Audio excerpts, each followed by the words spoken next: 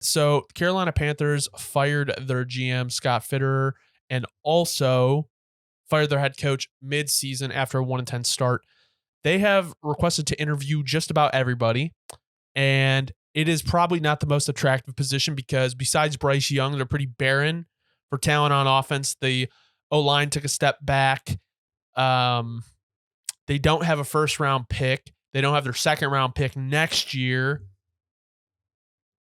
David Tepper is a pretty controlling owner and doesn't really seem like the job is too attractive. And I kind of feel bad for Bryce Young, but I guess my question is like, what do you kind of think is Carolina's options here to fill their head coaching vacancy? So that's kind of the thing. And so we were talking about earlier, who was that who you said, remind me one more time, that they were interviewing?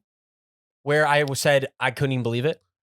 Brian Johnson, I thought it was Brian OC Johnson for the Eagles. Yeah, so the Brian Johnson interview, I think, call me crazy, does that kind of maybe potentially like highlight where they're at right now? Like they're in a position they know it's such a poor position that they're taking shots. They're like, dude, they're like, don't even give me any of the top line candidates. They're not coming in this building.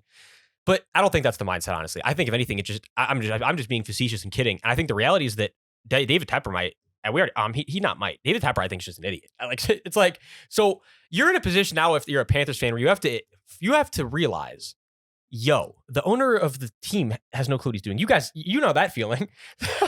So we'll talk about that later. So I'm not trying to be funny. It's like if you're the Panthers at this point, you have got to just start praying. I mean, I'm not even trying to be funny. Like, you have got to just pray that the stars align for you. And it's one of those things where it wasn't supposed to happen, but it just works.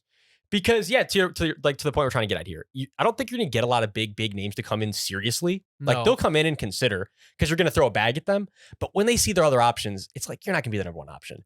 And so it's like looking at who they're going to interview. I mean, obviously I see best case scenario for them is Bobby Slowick, but I don't know. I mean, man, I think, you know what?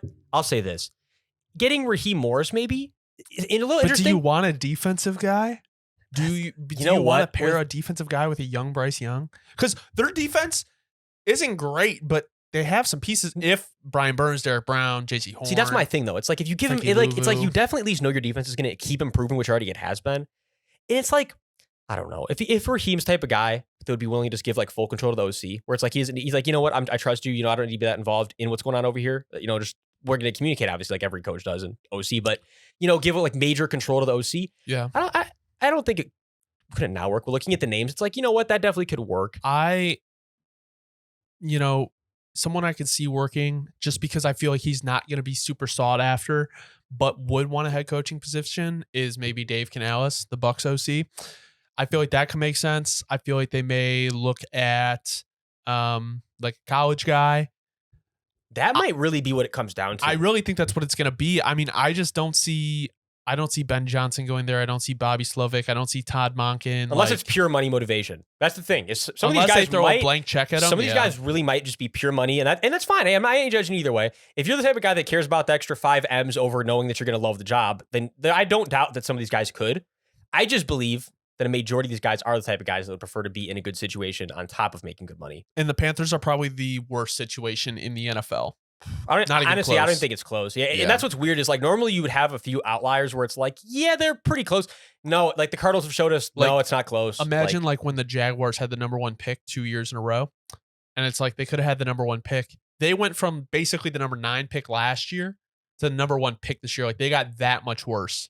And it's like, and I keep bringing it up. I'm sorry, but I will keep bringing it up because it is literally egregious, and it seems like no one else ever brings it up. So we'll be the news source that does keep bringing it up.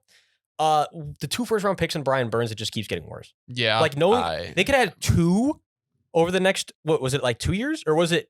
I think it would have been something like that, 2, or like the next 3 years. First. Yeah, it's like if you're the Panthers now, knowing that you could have had that value, and the reality situation is that Brian Burns, I'm just going to be honest, he's not the edge rusher that they thought he was. Clearly, he's a good edge rusher. He's not the elite edge rusher. Very good pass rusher, not great against the run. Exactly, and even that, he's not a top 3, 5. Yeah, exactly. Yeah. It's like he wasn't when the Bears traded for Khalil Mack, they give up 2 firsts. He was not at Khalil Mack level. Not even close. And again, he's very solid, very good pass rusher, but again, he's not the same edge at all.